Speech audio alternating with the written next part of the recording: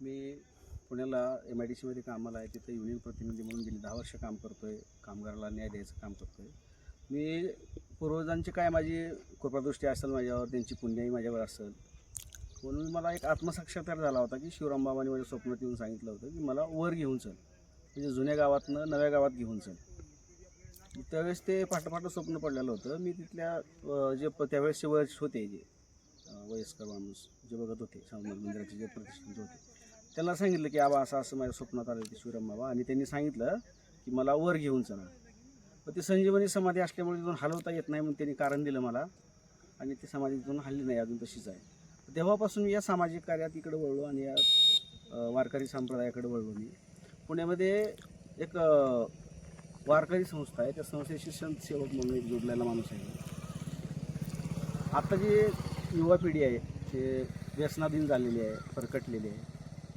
त्यांना एक संस्कृत आणि संस्कारी जीवन जगता यावं, त्या माध्यमातून आणता यावं, यासाठी एक माझ्यावर जबाबदारी वाटते मला, की एक सामाजिक जबाबदारी, की एक भजनी मंडळ निर्माण करावं, एक सांस्कृतिक मुलं निर्माण करावीत. ह्यांच्यासाठी माझी एक धडपड चालू आहे. आता आमच्या अगोदर जे पूर्वज होते त्यांनी एक 70-80 वर्षापूर्वी एक भजनी मंडळ निर्माण केलेलं होतं, गोपीनाथ महाराज म्हणून. त्यांचे भाऊ होते, ते होते, स्वतः अजून दुसरे माझे आजोबा होते, 2-3 माणसं होते. त्यांचं जे कार्य चालू होतं त्यावेळेस भजनी मंडळ, ते स्वतः त्यात इन्व्हॉल्व होऊन काम करायचे. पण आता त्या पिढीमधले 1-2च उरलेले असल्यामुळे भजनी मंडळ ते पूर्णतः मोडकळीस झालेलं आहे.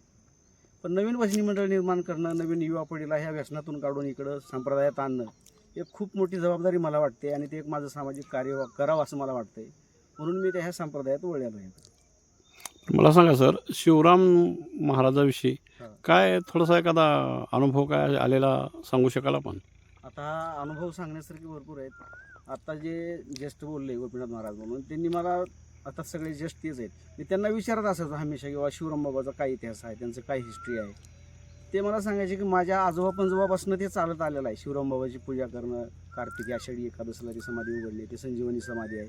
तिथं सप्ताह, हरिनामाचा सप्ताह करणे, ही त्यांची परंपरा चालत आलेली आहे. तिथं त्यांच्या समाधीवर एक लिंबाचं झाड होतं. आता ते नाही, तिथं संपलेलं, नष्ट झालं ते. तर त्या लिंबाचा जे समाधीच्या वरचा फाटा होता लिंबाचा, तिथला पाला गोड लागायचा, आणि इतर जे लिंबाच्या झाडाची पालं होते ते कडवट लागायचे. हे एक तिथला मोठा चमत्कार होता. पण मला सांगा, आता ज्या ह्या 350 वर्षाची परंपरा आहे या अखंड हरिनाम सप्ताहाला, तरी म्हणजे ते समाधी जे घेतली आणि तिथून तुम्ही हलवलं नाही, पण त्यांच्या पादुका वगैरे असं तर काही म्हणता येणार नाही. नेमकं कशा पद्धतीनं पाहताय आता त्यांच्याकडे तुम्ही? ते एक आता एक सामाजिक गुरु या उद्देशाने बघतोय, आणि त्यांच्याकडे संत होते ते, त्याच्यामुळे त्यांच्याकडे बघतोय. आणि त्यांच्या कृपेनं आम्ही जे काय आता बाहेर जगतोय, जीवन जगतोय, जे काय आम्हाला प्रोटेक्शन वाटतंय, दैविक प्रोटेक्शन, ते त्यांचं असल्यामुळे आम्ही तिथून बाहेर जगतो आणि त्यांना विसरलेलो नाही. आणि असं आषाढी एकादशीला असं हे असेल, सप्ताह असेल, अधिक मासामध्ये केलेला सप्ताह असेल, तेव्हाच आम्ही येतो, तर आहे माझं भक्त वगैरे करून. नवनाथजी, खरं म्हणलं तर तुमचं कौतुक करावं तेवढं कमी आहे. आता पंचक्रोशीतील नौजवानांना आपला काय संदेश असेल? ह्या नौजवानांना माझा एक महत्त्वाचा संदेश आहे की बाबा, हे व्यसनाधीन जाणं ही आपली परंपरा नाही. आपले हे संत श्रेष्ठ आहेत, त्यांचे आपल्यावर संस्कार आहेत, हे संतभूमी आहे, त्यांच्याकडून घेण्यासारखं भरपूर आहे आपल्याकडे, आपल्या पूर्वजाकडून घेण्यासारखं भरपूर आहे. जे आपल्याला संस्कार आहेत, संस्कृती मिळेल, त्याकडून घेऊन तुमचं नवीन जीवन जगून चालू करा, ह्या व्यसनातून बाहेर या, एवढंच मला याच्यातून सांगायचं आहे, आणि त्यासाठी मी प्रयत्न करतो.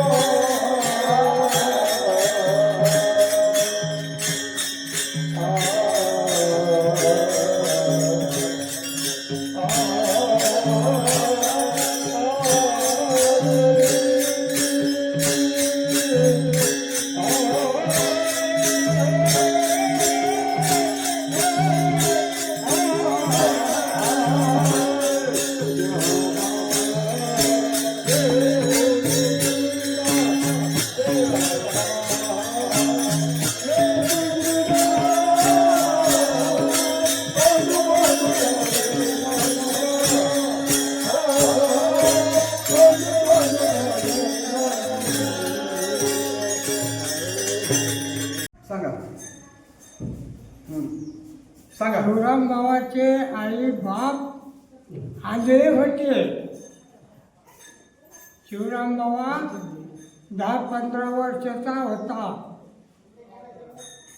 आंधळे होते, गावात भीक मागून खात होते.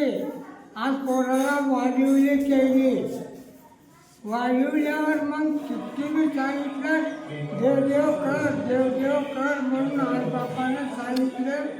शिवराम बाबा काय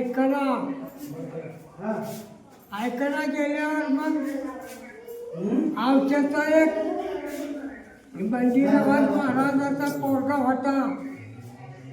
ते मी तसलाच, ही दोघं मी तसलेच. मग त्या बापाने त्याच्यावर शी केल्यावर, राग केल्यावर त्यानं गाव सोडलं. इथं आल्यावर मग पुन्हा शिवराम बाबाची त्यांची गाठ झाली. गाठ झाल्यावर मग पुन्हा शिवराम बाबा बसले होते. लिंबाचं झाड होतं मोठं, त्या लिंबाच्या झाडाखाली बसले होते. मग तिकडून आल्याबरोबर ही दोघांची गाठ पडली. दोघांची गाठ पडल्यावर मग पुण्या गावचा असतो, तर मी आमच्याचा इथं कसा आलात? माझे बाप मला बरंच वाटलं, बघत म्हणून या गोष्टी निघाला. अरे तुझं मी तसलं माझं बी असलंच. मग चल दोघं मी जाऊ. कुठे जाऊ? माझ्या सगळं चल म्हणलं शिवराम बाबांनी. बंगाल देशाला जाऊ आपण. बंगाल देशाला जाऊन बंगालची विद्या शिकून येऊ. मग दोघं मी निघाले. मागून खात बंगालला गेले. बंगालला जाऊन पुन्हा तुमच्या चर्चा याच्या विद्वानाच्या घरी राहिले 3 वर्ष. 3 वर्ष राहिल्यावर पुन्हा शिवराम बाबाला मायबापाची याद आली. मायबापाची याद आल्यावर शिवराम बाबा निघाले गावाकडं. दोघं बी गावाकडं निघाल्यावर मग त्यांना वाट्याने खायला भाकरी दिल्या. त्या भाकरीमध्ये विद्या भरलेली होती. विद्या भरल्यावर मग पुन्हा काय केले, तुम्ही वाटेन जाता भाकर खावा म्हणल्यावर बराच म्हणजे निघाल्यावर मग पुन्हा ते भाकरीत विद्या बांधलेली होती. मग शिवाच्या बाहेर काही पडत नसती. कुण्या शिवाच्या? चालले की दिवस माळवायला शिवाच्या बाहेर मध्येच राहलेली. मग आता काय करा म्हणून संध्याकाळी माघारी गेले त्याच घरला. मग त्या घरापाशी दुसऱ्या दिवशी एक म्हातारी होती. त्या म्हातारीला दया आली त्यांची. दया आल्यावर बाबा ती माणूसच्या घरच्या बाहेर गेल्यावर त्याला सगळी हकीकत सांगितली म्हातारीनं. तुम्हाला भाकरी जी देते ती तुम्ही भाकरी सगळं घेऊन जाऊ नका. शिवावरचा एक बाबळीचं झाड बघून ती भाकरीच्या बाबळीच्या झाडाला बांधा, तेव्हा तुम्ही शिवाच्या पलीकडे पडता.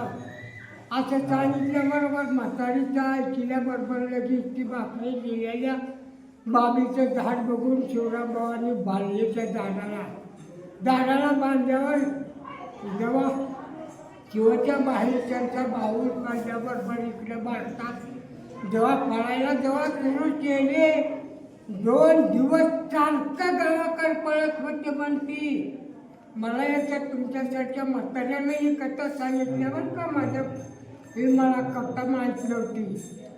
मग पुन्हा लगेच आले, भारतात आल्यावर लगेच गावाकडं आल्याबरोबर मायबापाने घरला गेल्यावर बाबा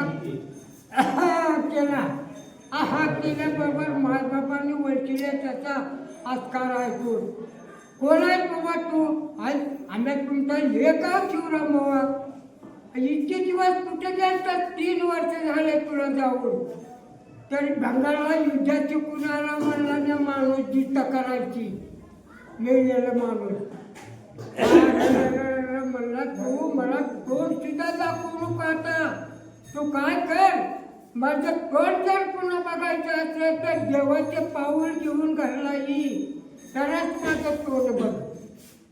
असं म्हणल्याबरोबर निघाला की लगेच पंढरपूरला मायबापाचा ऐकिला की चंद्रभागाला परस्पर पाणी होतं. दोस्त्यांच्या पाण्यात त्याने याच्या पायावर उभारला.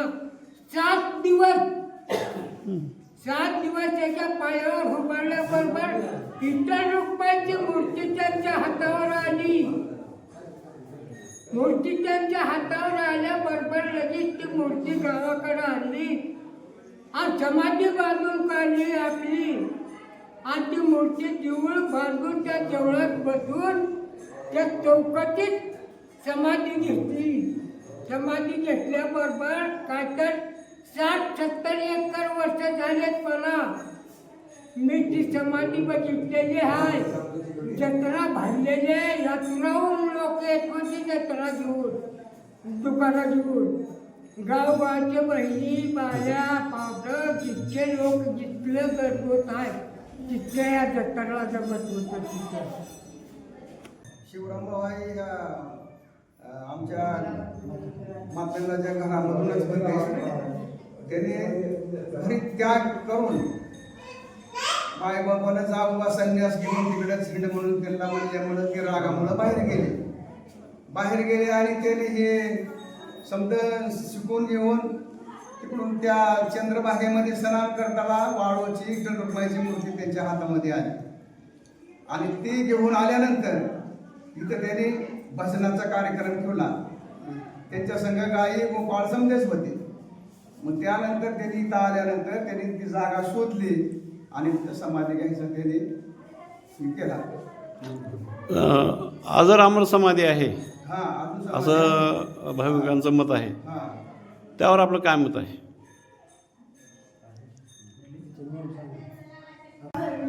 बोला की. आमच्या आजच्या पंजापासून त्यांनी सांगत आलेलं आहे की बाबा ही परंपरा चालू ठेवा आणि ही जीवन समाधी आहे संजीवनी की तुम्ही अजिबात त्याला विसरायचं नाही म्हणून सांगून त्यांनी आम्हाला सांगितलेलं आहे.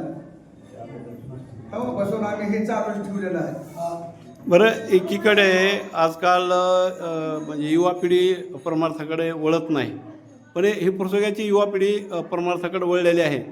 तर काय सांगू शकाल या मुलाबद्दल आपण? या सत्पुरुषामुळंच गावचे आज वारकरी संप्रदाय टिकून आहे. शिवराम बावा घ्या, अनेक समजा भजनी मंडळी होऊन गेले, पण हे जीवन समाधी घेतलेली असल्यामुळं या महात्म्याची कृपा या गावावर असल्यामुळं आमच्या गावामध्ये परमार्थामध्ये कुठल्याच गोष्टीमध्ये कमी नाही.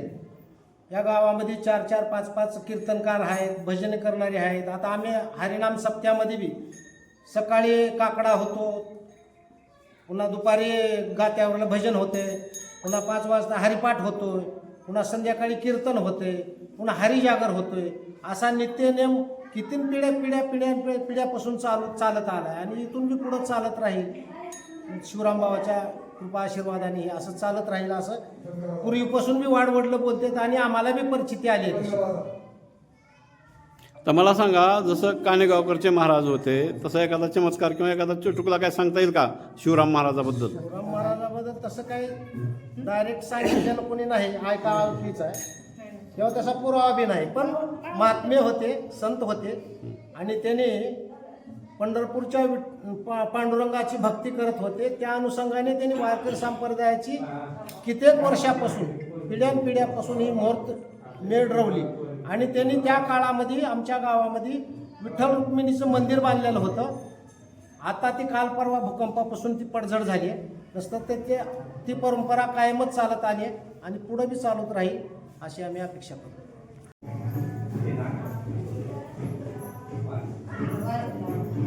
आमच्या गावाला थोर महात्मे संत महात्मे होऊन गेले त्याचे आणि संजीवनी समाधी, जिवंत समाधी त्याचं विश्लेषणचे आमच्याकडे काही नोंद नाही. ज्यावेळेस गाव वसलं त्यावेळेस एक 10-12 घराचं एक गाव होतं आणि त्याच्यामध्ये त्यांनी जिवंत समाधी घेतली होती. त्यांनी हे अखंड हरिनाम सप्ताह जवळपास आम्हाला 3 पिढ्यापासून आम्ही वाडवडीला विचारलं, पण त्यांनी सांगते की आम्ही बी 2-3 पिढ्यापासून विचारलं तर ती पूर्वीपासून जाईल. ते शिवराम बाबाच्या कृपेनं हरिनाम सप्ताह हे अखंड हरिनाम सप्ताह हा पुरुषोत्तम मासानिमित्त आतापासून चालत आलाय आणि अजून बी चालू आहे आणि याच्या पुढे बी चालणार. शिवराम बाबाच्या आशीर्वादाने हे अखंड हरिनाम सप्ताह असाच चालत राहिला असं बोलल्या जाते. आणि आज अति आनंदानं उत्साहाने हे वारकरी संप्रदायाचा नेम आमच्या गावातले सारे भजनी मंडळ, वारकरी मंडळ, सारे समाज एकत्रित येऊन आम्ही हा सप्ताह साजरा वर्षाला करत आहोत आणि करीत राहू.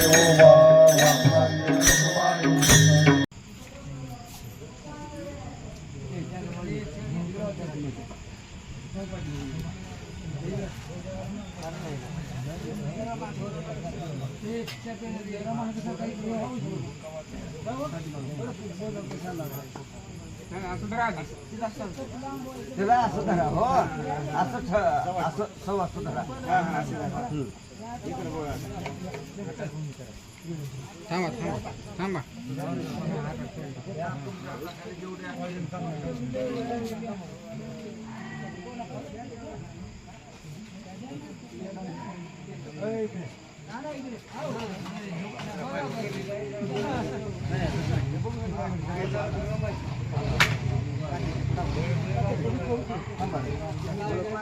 फोटो काढा.